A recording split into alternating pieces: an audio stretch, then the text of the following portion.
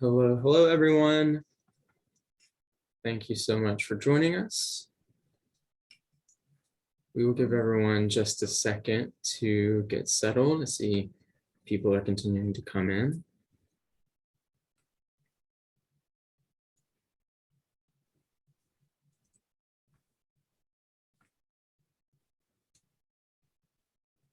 All right, so I know that people will continue to trickle in a little bit as we wait, but I'll go ahead and introduce myself. If you've attended some of the other sessions, you may have seen me or you've seen my colleagues, Anthony and Natalie.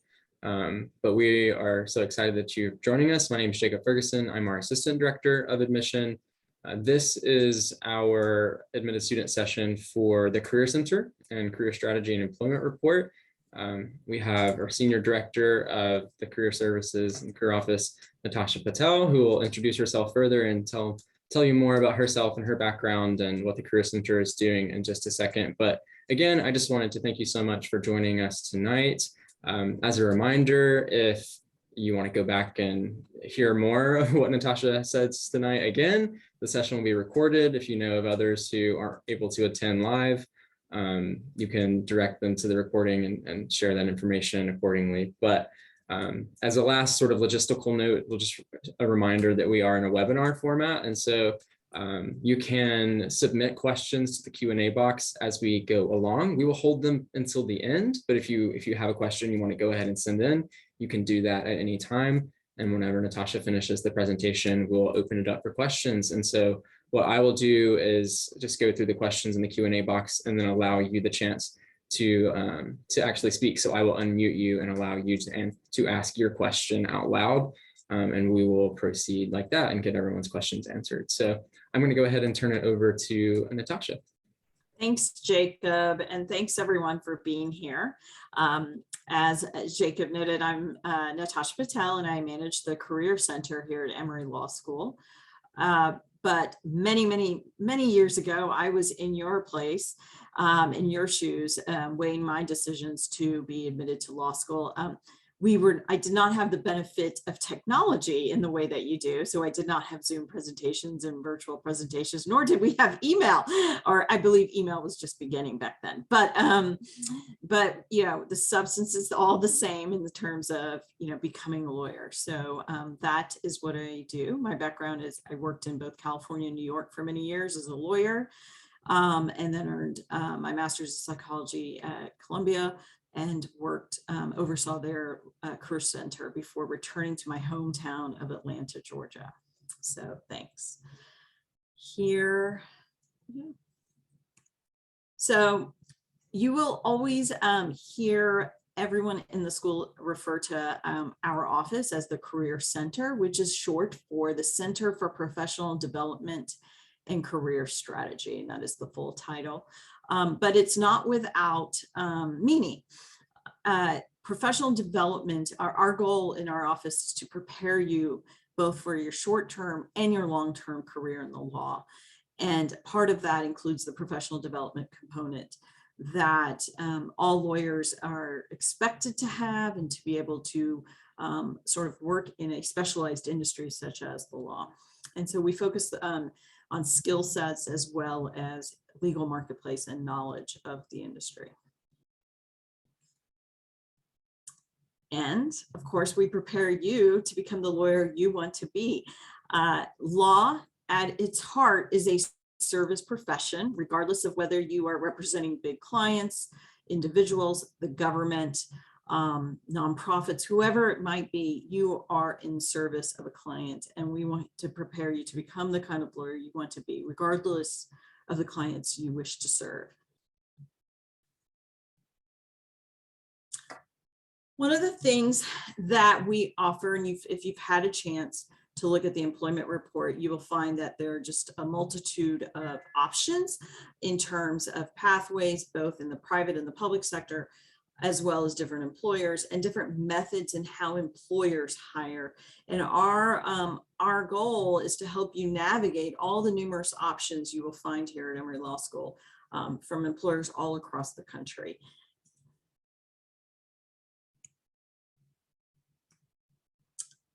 So one of the unique things that Emory has with our staff and in the student population is that we offer individual career advising.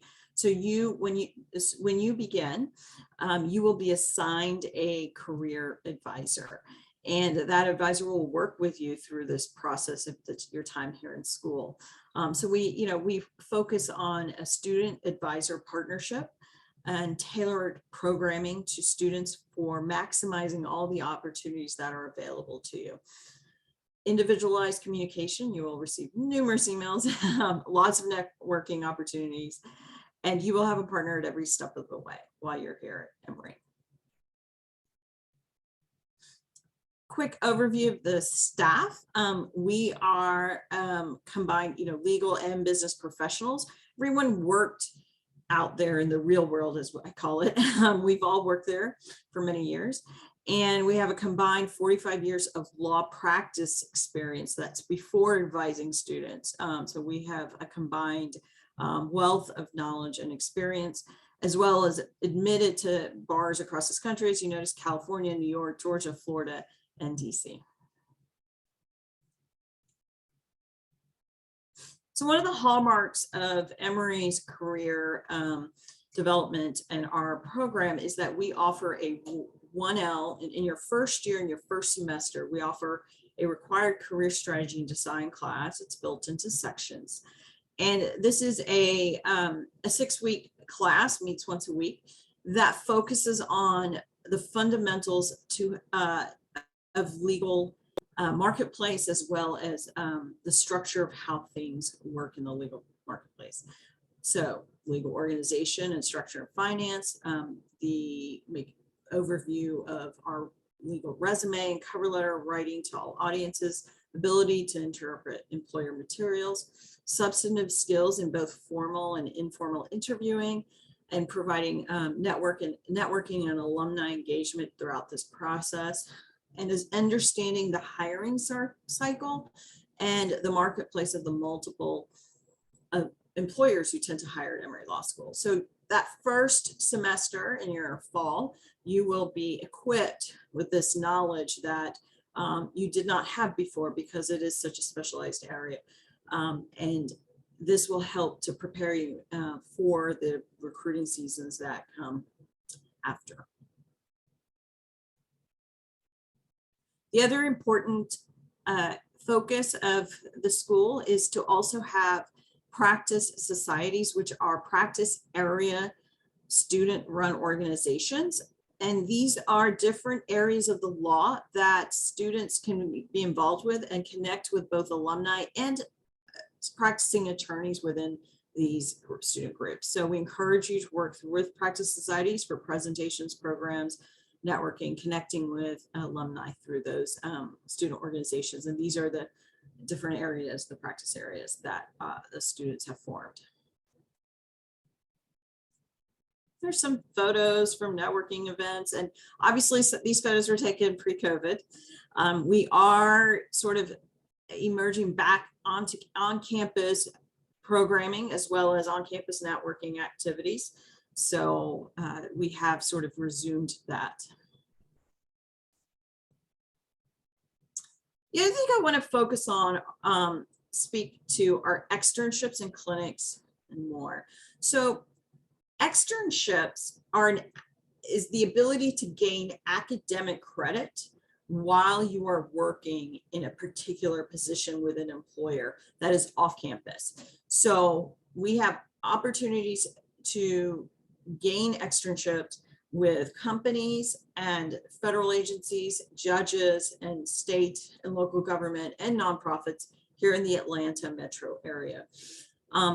These externships often work in terms of substance of what you're doing while you're there, like a summer job, but it's during your academic year and you gain academic credit in lieu of payment. So there are opportunities in all these areas, both, like I said, government, public interest organizations, companies, for example, Home Depot, UPS, Novellis, those are some companies, as well as the federal judiciary. and state judiciary here in Atlanta. So that is one of the great advantages of being in a large metropolitan area, is that you have access to these externships. Midtown, downtown, 20 minutes away. And so that's a great sort of opportunity to connect with the greater marketplace of Atlanta. This is a pie chart of where the 1Ls worked this past summer.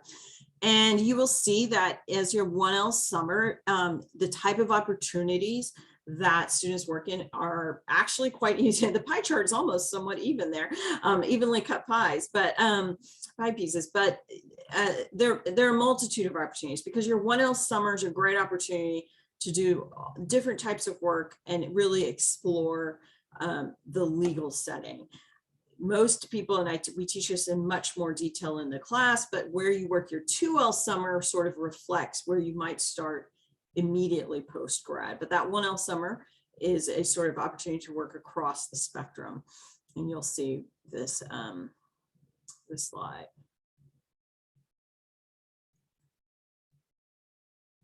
This is where our class of 21 graduates have their first entry out, and these numbers were just uploaded into the American Bar Association's website, and they've just been released. But this is class of 21 data, and this just shows you where most people graduated and what type of position they started in. I'll show you the next job as sector. So we had 89% employed in full-time, long-term, bar required or JD Advantage positions.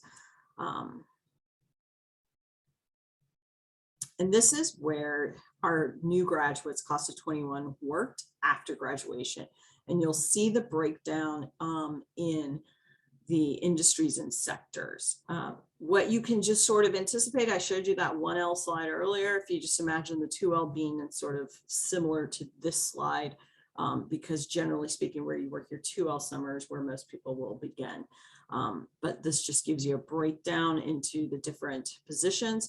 Please note that public interest includes public defender jobs. It's only district attorneys that fall under the government category, but public defenders include, it falls under the public interest category. These are all ABA reporting sort of guidelines and how people report positions. So the question is, where will you be in the summer of 2023? And these are various industry organizations that have hired throughout the years for 1Ls. And as you see, if you look through the names, there's just a multitude of them across the country as well.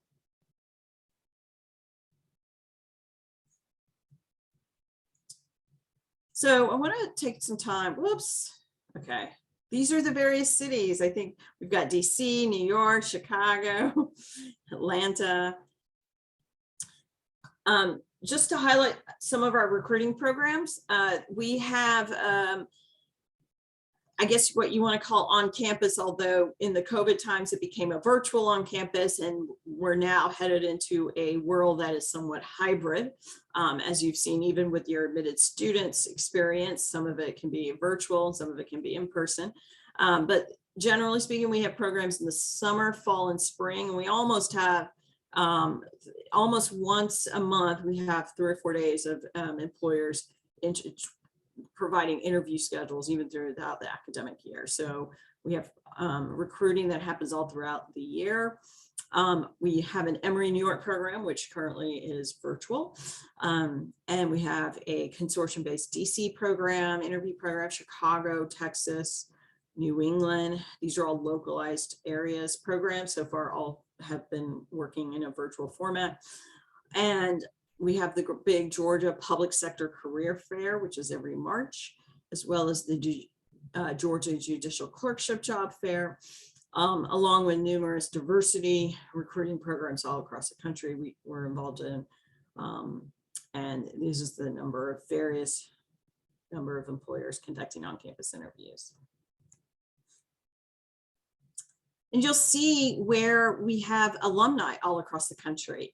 nearly 13,000 alumni in all these states. As you notice, the shading represents the number of alumni in each state. The darkest blue represents states with a significant alumni presence. You'll notice we have alumni in all of the traditional major markets in this country. And we as an office leverage and utilize our alumni network to help you, and we encourage you to do so as well. So just wanted to go through some of these alumni who are doing such a variety of different positions across the country. So Craig Nidek, he's in the Department of Education, Office of Civil Rights. Ami Rodriguez is a privacy counsel at Coca-Cola. Coca-Cola does have both an intern and an extern program. Intern, like I said, is during the summer experience, externs during the academic year. Kareem Madison is a partner at a firm Luder, Larkin and Hunter, and an Emory Law Alumni Board and Emory University Alumni Board School of Law representative. Let's see, did I just move to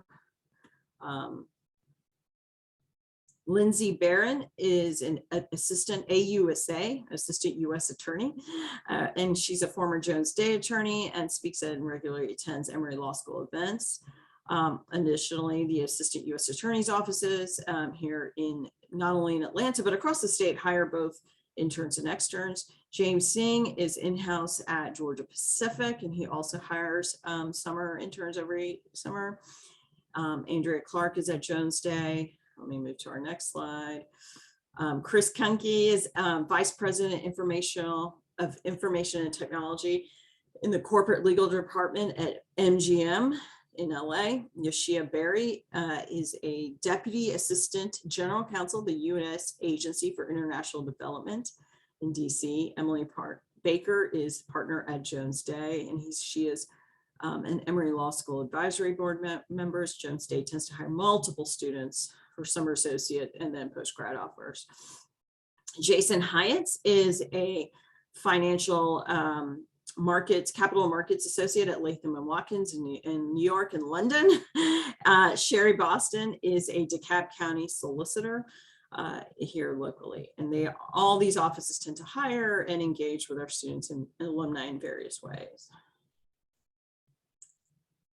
So there's some resources that we offer, and when you get here, you'll find that there is a program called Emory Connects, and it doesn't just connect you to Emory Law School, but it connects you to all of Emory, students and graduates of all the schools at Emory, and we have this like platform for students to utilize and connect with anyone who has graduated from any one of the colleges and graduate programs at Emory. So it's a great way to connect with the wider Emory network. So one of the things we hope from our perspective in the career office is that after you have been here 3 years, you fast forward, you have prepared for both short-term and long-term career management. You've gained knowledge of the legal profession, you've gained targeted experience, and you've connected with Emory alumni nationwide. With that, I will exit and happy to take any questions. Thank you so much, Natasha. I appreciate you being here and showing off all the resources that are available to our students. And yes, everyone here, please submit questions that you have to the Q&A box. And like I said, I can unmute people and allow you to ask the question of Natasha. So we'll be here for as long as you all have questions.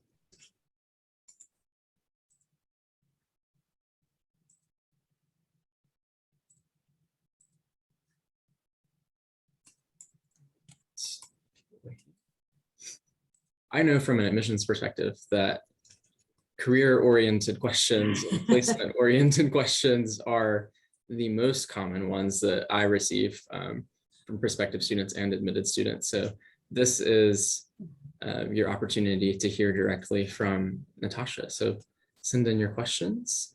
You can send them into the chat as well, if Q&A or chat, we can do it either way.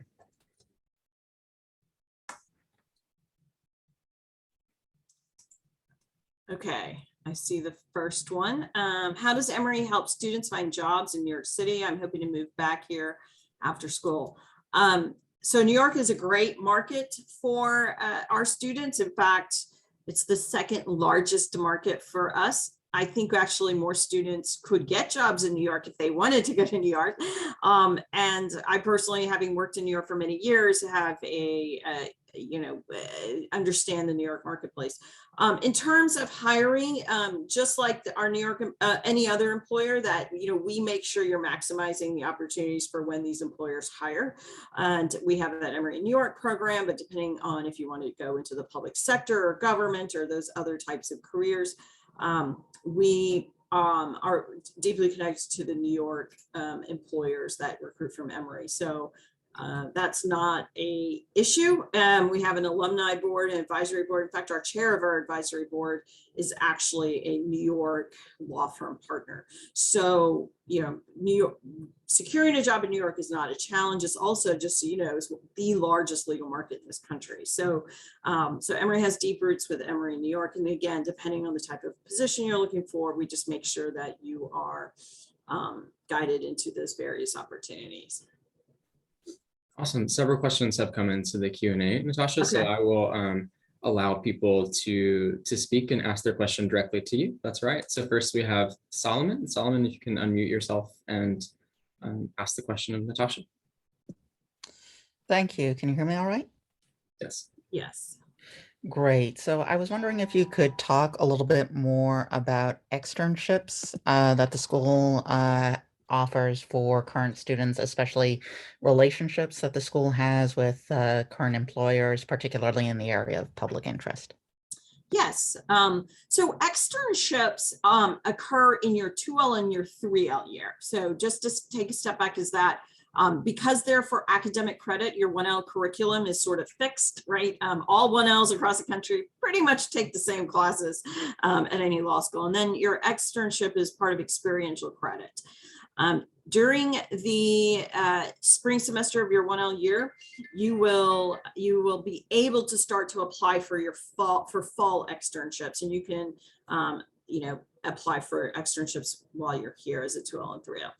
We have externship opportunities with, like I said, federal agencies, both locally here in Atlanta. So if you think about the FTC, the IRS, the Department of Justice, the Department of Ed. So they're federal agencies, they're state regulatory agencies. In terms of nonprofits, the Southern Poverty Law Center, so the Center for Human Rights, ACLU offers externships. I'd have to go through that whole list of nonprofits, and I think it's probably in your employer report in the externship program. In terms of public interest, all of the public defenders offices in the metro area, as well as the state agencies and district attorneys and solicitor general's offices. So those are the different employers that hire externs. It can shift a little bit, depending on what's happening. Obviously COVID was a crazy time, but the externships are sort of full back in person right now. So as well as the federal, I think I mentioned federal judiciary, and I don't want to, make sure that our judges here in the Atlanta area, both in the federal and the state, are really critical, important, and valuable externship experiences as well. Awesome. Thank you very much. So our next question is from Robin Willis. So I will unmute Robin, and then Robin, you can ask your question of Natasha. Hello, thank you guys for doing this. Yeah. I am a first generation law student, so I really have no guidance from family on this process. And so I wanted to make sure I understand, what is my responsibility as a student in obtaining these opportunities versus the responsibility of career services? How do those mesh? Great question, Robin. I was also a first generation law student and lawyer as well. And I think my parents still don't know what lawyers do, as well as everyone in my office happens to be first generation. They were the first lawyers in their families as well. So in terms of just the understanding of what that experience is, we all went to law school when we didn't have the resources that are now available to you. So we totally understand the situation you're in.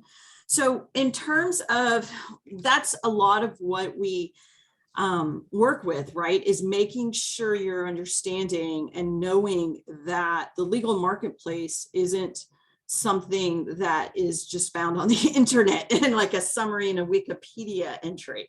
It's understanding how these employers who, when they hire, making sure that you are knowledgeable and capable and can compete at the level that employers expect.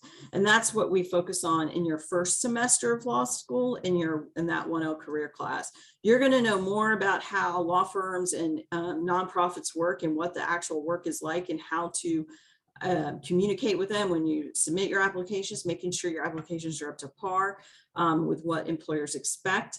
And all of that knowledge that comes with people who have an understanding of the legal industry is what we focus on, because, not just from a personal perspective, having been in your shoes at one point, but also just that's what we do. We want to make you savvy in the legal marketplace.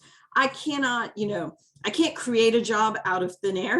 No one can. What we can do is make sure that every opportunity that's out there, that you are at the top, competing at a level that is expected by employers across the country.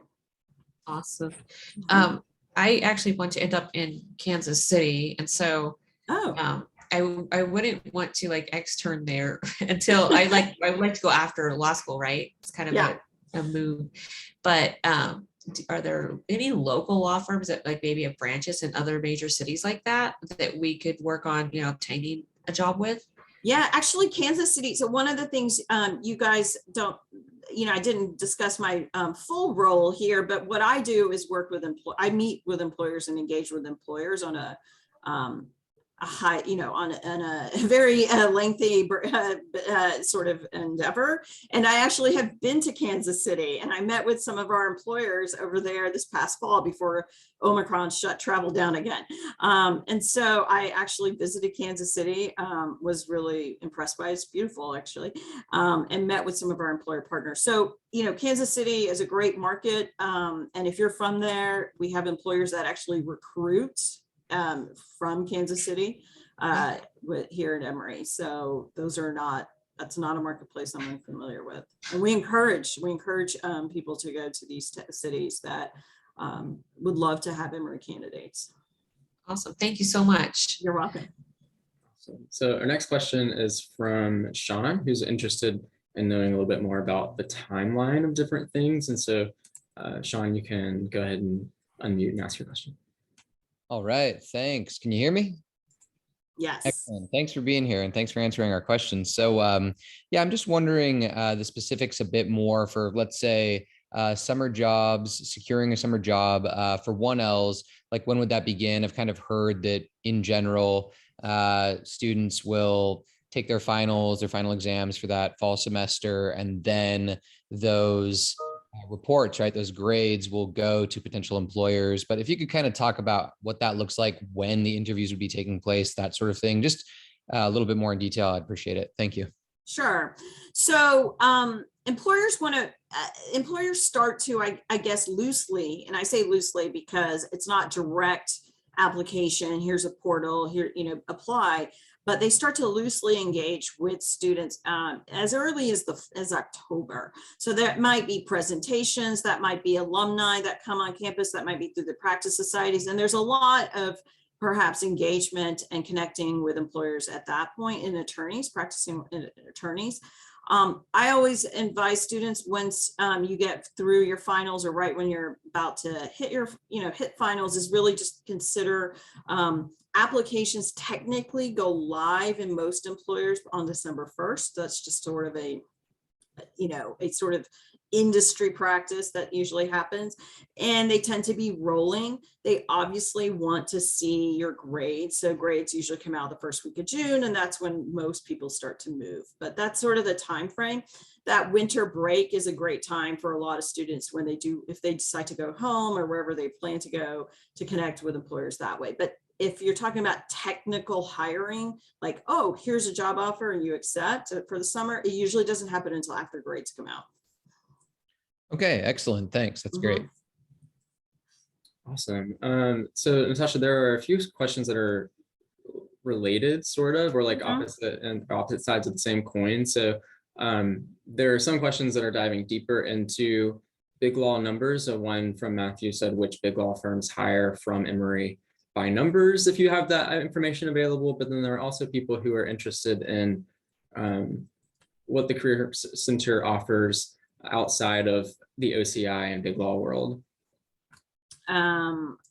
So in terms of employer numbers, they, I would say that they're the same as they have been. OCI sort of, in the old days, it used to be they would come and you would sit in either if you were at a program that was distant, like outside of the city that the school's in, you would have to sit in a hotel room, and the lawyer who's making, who has to bill all their time and they can't do it to a client, would sit in a hotel room with you and interview about 25 students, right, in a day, in 20-minute interviews. And after the pandemic, the law firms, I would say the large law firms particularly went through some industry shifts, and they decided that right now virtual interviewing is more fruitful for them. And so that's sort of how things have shifted. So that we have employers in different areas interviewing at different times based on their needs and hiring needs. One of the things we do is throughout the summer process is that we time all of our various recruiting methods to the marketplace. So if you're interested in New York moves very quickly. If you're interested in Florida, they tend to move later in August, September. And so there's been sort of a paradigm shift in how recruiting works by the bigger law firms with summer associate programs. We also have some public interest organizations that both from Miami and New York that tend to hire early during some, for summer programs or summer associates or summer interns. And then they move, but a lot of nonprofits hire much later. So we have a program in spring for that. So here's the thing. Anyone, and I'll be honest, I've done this at another school and I've done this, and anyone in my position is going to tell you, we can't control when employers want to hire. All we can do is best make sure that we are ready for you. And you guys are ready for when they do want to hire, because ultimately employers will hire when they want to hire. And so we make sure that we have the equipment and the technology and everything ready, and the resources available for employers when they're ready to hire. Some want to come on campus. A small firm might want to come and interview in a library room. So others will want to do it virtually from Texas. Others will come. We have an annual Meet the Firm event in May after your 1L year. Some will want to do them virtual. Some will want to fly in. We just offer we make it really easy for them. So that's a long way of saying how the paradigm has shifted since the pandemic. And we are, always just sort of making sure that we're ready for the employers and whatever they need. Awesome. So Caleb has a question as well. And Caleb, you can unmute yourself and ask Natasha, right? Got it. Thank you. So I had a couple of questions that are related to this. It's the first one was, once we are enrolled and once we are in the 1L years, when are we able to schedule appointments with the Career Center? So we start your 1L class, and I think we're starting this second week of school. I have to look at the calendar. You have to forgive me. I don't have the school calendar for the fall. But after those 6 weeks, which we make sure it's, they're small, you're in sections. So we're teaching, this is what your resume looks like. And your advisor is going to start giving you feedback on your resume as you start to submit it. Everything is electronic right now. So you upload into a system that we have, and, you get feedback. And then as soon as that class is over, it's October 1st, I believe, or October 5th, whatever that time frame is when you make individual advising appointments. And the goal is, of course, to make sure your documents are appropriate, so that when you've gotten your documents in the format that is expected for law students, then when you meet with your advisor, you can actually start talking about more substantive things. So you'll be talking to your advisor before then, but it'll be through that class as well. Awesome. Thank you. And then like the second part of that is kind of like the employment outcomes that have to do with upon graduation. So would you be able to tell me a little more about what Emory is doing to like improve those for people, at least in the public interest sector? Yes, that's a good question. So here's the thing. Public interest employers, you know, in terms of hiring, and we teach a lot of this, you'll get knee deep into this in your 1L class. Okay. So I'm just going to give you a quick overview. For instance, right, a nonprofit that has very limited resources and can hire for one staff attorney position. They tend to hire experienced attorneys over an entry level. So public interest into the nonprofit world, such as a large nonprofit world, tends to go through fellowship programs, right? So you get a fellowship to work there for a year. In terms of, and those are opportunities that we, you know, there's numerous fellowship opportunities, and fellowships are based on the issue at hand and who's funding it, right? Environment is a big issue among, and is well funded in fellowships. And so various nonprofits who work in the environmental space tend to have fellowship opportunities. In terms of public interest in legal aid, depending on the marketplace you're in, legal aid, of course, is literally going to court and helping an individual out in the systems that are in place, right? That are, you know, whether it's landlord tenant or any of the issues that occur for an individual who's impoverished. And that is court-based litigation, right? Those jobs usually happen depending on the market. Some legal aid organizations, particularly in New York and Miami, tend to hire earlier before you graduate. But for a lot of like Atlanta legal aid, a lot of legal aid organizations can't hire you until you've passed the bar. So these are all the things that we work with you guys on, even if that means you have to take the bar exam and then get hired on. So we stay with you during that process. So I talk public defender's offices, same thing. Some public defender's offices will hire earlier before you graduate. Some public defender's offices will hire after you take the bar exam. So public interest hiring tends to be very, it's specific to the organization, specific to funding, and you will learn much more detail in that. But we are quite knowledgeable about that industry and how it works and how best to maximize your choices. If you say, I only want to go to Atlanta public defender's office when, you know, the northern counties and public defender are hiring earlier, then that's your choice you make, right? You've got to wait for them to hire. Got it. Thank you. Mm-hmm. Awesome, thanks, Caleb. Gloria has a good question about different markets and summer opportunities. So Gloria, you can unmute yourself and ask this question. Oh, hello. Can you hear me? Yes. Okay, great. I'm wondering in terms of like students who are not exactly sure what city that they want to work in, do you find that students are able to have opportunities in multiple cities throughout their law school career, or do they typically kind of settle into the first city that they get hired in? I mean, it depends on the student, right? Right. You know, like I said, your 1L year, you have a little more flexibility in terms of location, because usually wherever you work in your summer 1L, it's not the best that they can do, the employer can do is say, hey, come back to us for your second summer, right? So, but in your second summer where you are, a lot of employers will say, oh, you know, let's continue to work with each other in some way, and we'd love to hire you when you graduate. So that's the sort of distinguishing factor between the 1L and the 2L summer. Right. Are there like employment opportunities in the spring semester? I'm not 100% sure on that. I'm curious. That would be academic related, right? Externships. I see. Yeah. I will just say this, if you're working at an employer for a small firm and in your third year, they're like, we would love for you to hire you part-time in your third year. That's fine too. Some people do that. But it's not in your first year is focused on academics. Got it. Thank you so much. You're welcome.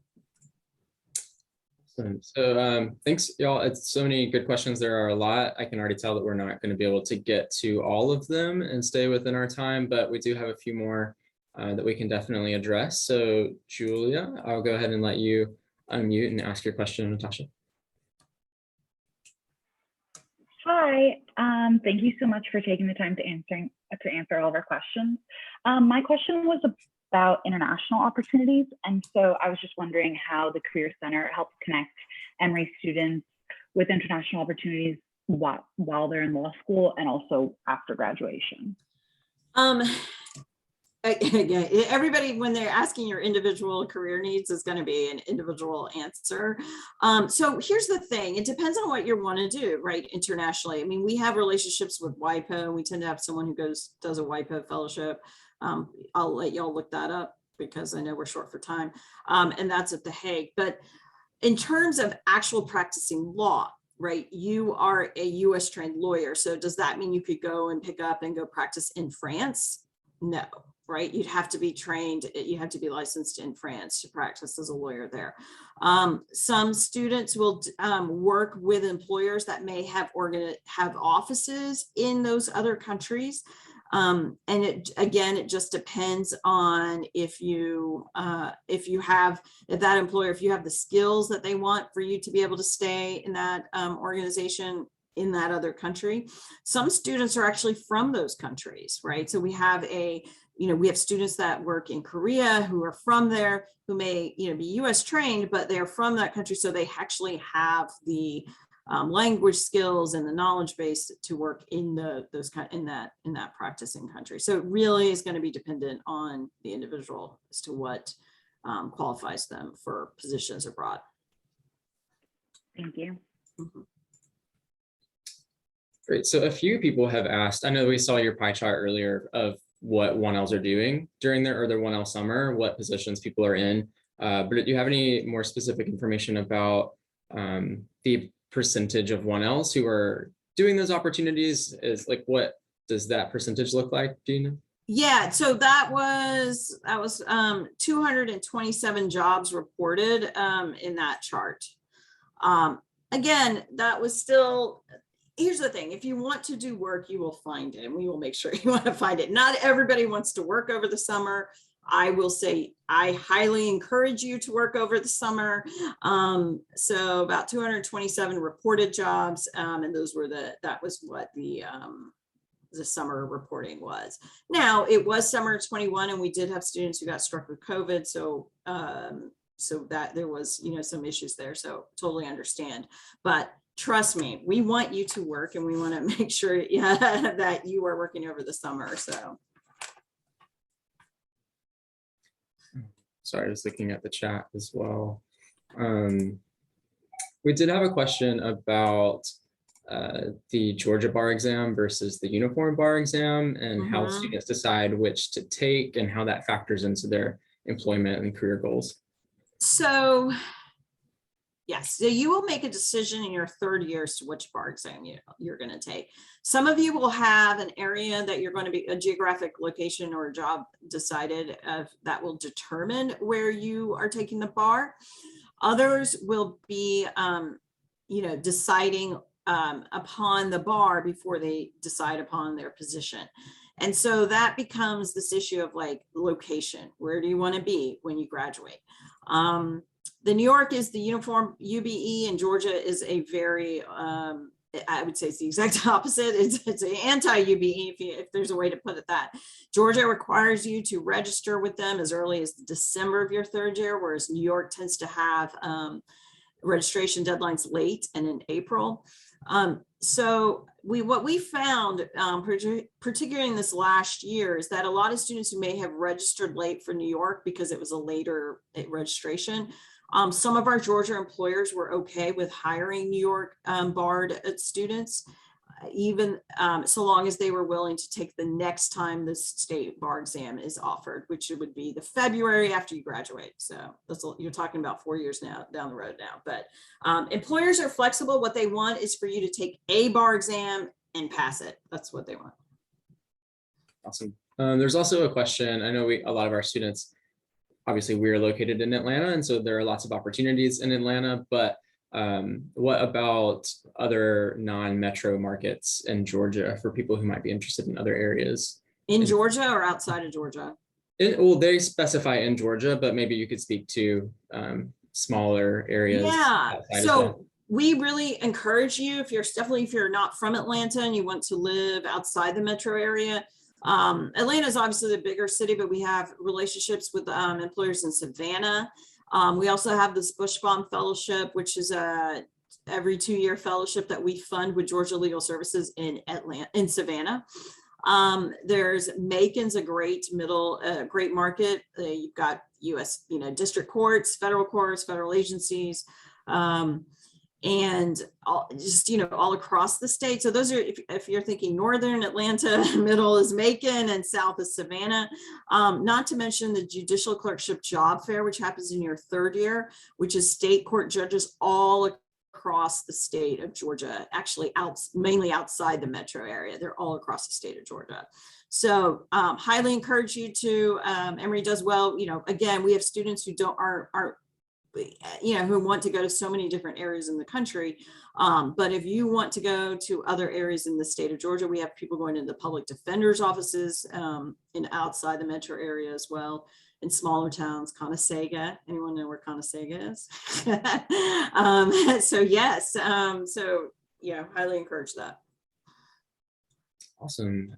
So there are, I think, most of the questions that are outstanding. There are several of them. I know we don't have time to do all of them, but I'm pretty sure that we have covered some form or fashion of, or some facet of those questions thus far. Natasha, you've been extremely helpful. So thank you so much for giving us your time and for your expertise in this area. We really appreciate not only the work that you're doing for our students, but for being so open and willing to share with our admitted students and give them a peek of what their experience might be if they decide to come in the fall. So in the interest of time, we'll go ahead and wrap up, but you can always reach out to me and to our office. Like I said earlier in the session before the question started, career related questions are some of the ones that we get most often. And so we're always happy to help. And if it's something that sort of goes above me and I know I need Natasha's expertise, will pull her in and try to get her expertise for that as well. So thank you so much for joining us. Thank you, Natasha. Do you have any last things that you wanted to say?